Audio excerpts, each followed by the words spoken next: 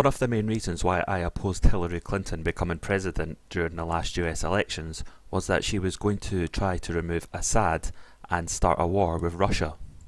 So for him to decide for America to bomb Syria and by extension end up possibly in a war with Russia would be a betrayal of one of his campaign promises. Not so long ago, Trump decided that it was time to bring the troops home and was making preparations for that, but then out of nowhere this chemical attack, allegedly by Assad, takes place in a town in Syria. Now, given that the forces that won a war in Syria have a history of lying and fabrication to get their way, I have a hard time believing that Assad would have done this. Right? Can you imagine? Okay, we're on the verge of crushing ISIS and other terror groups, and we're about to restore order in Syria. So what we're going to do next? Oh, I know, let's fucking gas our own civilians and give Western governments the justification to come and take me out as they want. Yeah, I can totally picture Assad coming up with that idea. I mean, do me a favour. Why would Assad have to be ousted in the eyes of the globalists? I really wonder. As per usual, it always comes down to oil, and the US wants to build an oil route from Qatar, which goes through Syria and Turkey to Europe, but Assad will not play ball. So for that reason he has to go, and they need to justify getting rid of him, so they have to portray him as a butcher of his own civilians. Now, I'm not here to defend Assad and the regime that he has itself, but I'm going to lay it out here in black and white why it would be such a disaster to overthrow Assad and start another war in Syria. The first and most obvious reason is that we do not need any more civilian deaths.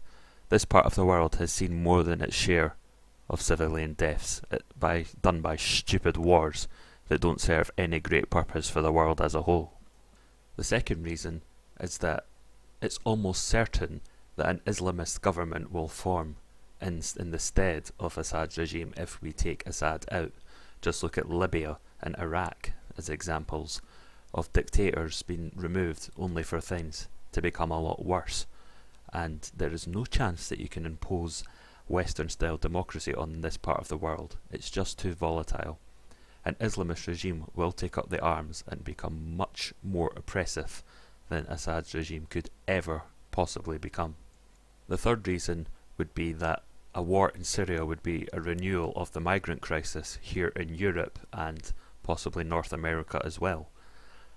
If there is no more wars going on, then they can't possibly justify bringing in lots and lots of migrants, many of whom are not even refugees. And so this is a motive for globalists to keep the war going, for bringing lots of migrants into the West. Another reason is that we will be siding with the wrong allies, and in particular Saudi Arabia, who it still sickens me that we have a relationship with them. What we are doing is we are siding with nations that are harming us in the West.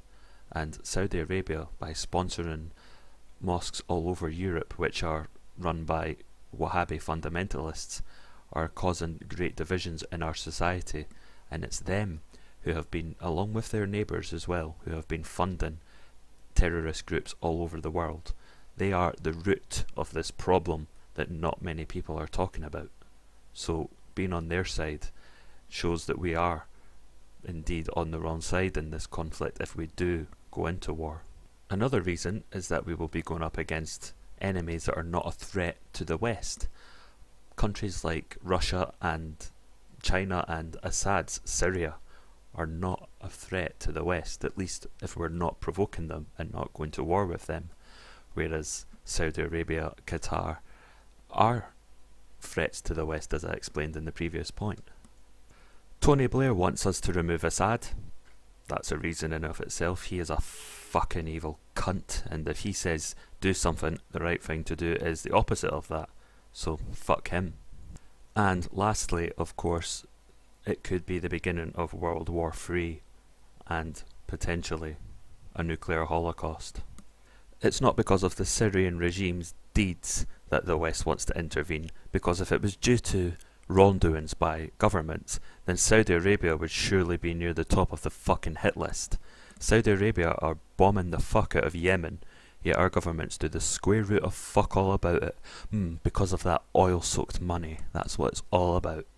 The Saudis have the West in their pocket, which is a shame. They are the root of radical Islam, and I'll explain why. Imagine radical Islam as like a hydra with many heads. The heads would be Al-Qaeda, the Taliban, Al-Shabaab, ISIS, the Muslim Brotherhood, Al-Nusra, and many other terrorist groups.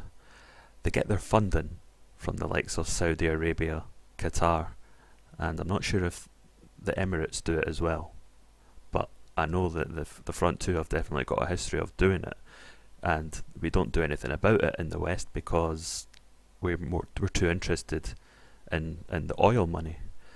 But the thing is, if we were to sever all ties with these countries, then the problem would start taking care of itself with radical Islam. If we defeat ISIS, then we've not taken care of the problem. We're just cutting off one of the heads. Another group will come in its place of ISIS, presumably a group that could form from the ashes and potentially govern Syria if we throw Assad out. So the problem isn't to just defeat terror groups by themselves. You have to rip out the beating heart of that hydra, and the beating heart is Saudi Arabia. Now let's take a look at Libya. Could you imagine ISIS lasting 5 minutes in Gaddafi's Libya? Not a chance. Yes, he was very strict and very hard on criminals, but maybe there was a good reason for that.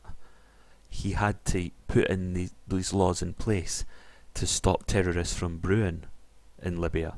If Gaddafi was still in charge today, ISIS would have no presence there whatsoever, and the enslavement of people would not be taking place there either. Whether we like it or not, the uncomfortable truth is that the Middle East needs these sort of dictators. If you remove a dictator, then an Islamist regime will rise and the whole place will become a mess. Tell me one example of a dictator toppled in the Middle East where things have gotten better afterwards. This isn't me speaking in admiration of them. I mean, if you think that, then think what you want. But it was dreadful what's happened in Iraq, it's dreadful what's happened in Libya, and the same will happen in Syria as well if Assad goes. It's either Assad or ISIS, or any group that's like ISIS. So choose, who would you rather have? A dictator that keeps everyone in check but lets everyone live, but treats everyone the same with hard rules, or a genocidal Islamist regime which will force conversions, it will rape young girls who are from other religious backgrounds and spread terror throughout the Western world, and not even the Western world but even the Eastern world as well. What would you rather have?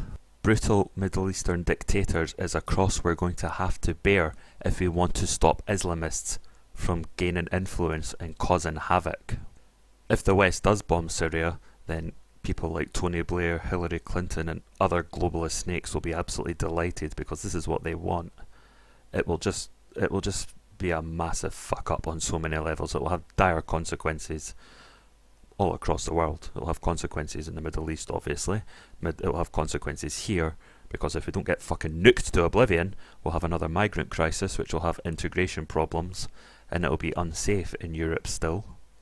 And not to mention that it will cost the taxpayers a fucking bomb, pardon the pun, to wage this war in the first place. So there is no good reasons for doing this. Assad is the lesser evil. There is no chance of a democracy where gay people will be free, religious freedom will be there. There's no way you can impose that on the Islamic world.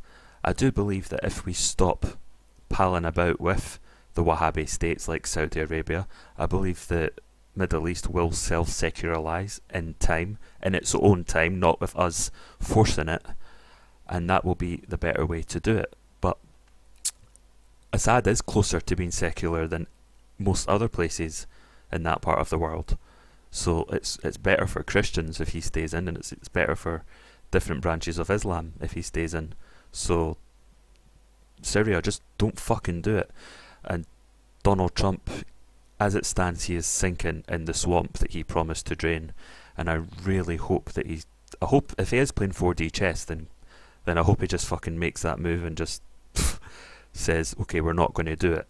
But if he does do this, then it will be a fatal mistake, and the deep state and the globalists will have got to him one way or another. Whether that they've persuaded him, whether they've fooled him, or whether they've threatened him, they'll have got to him, and it will be dire for everyone involved, apart from the globalists who love war and oil money. Anyway, I've said what I've had to say on this issue, so let me know what you think in the comments below. Thanks for watching, and hopefully, Trump, come on man, come to your fucking senses.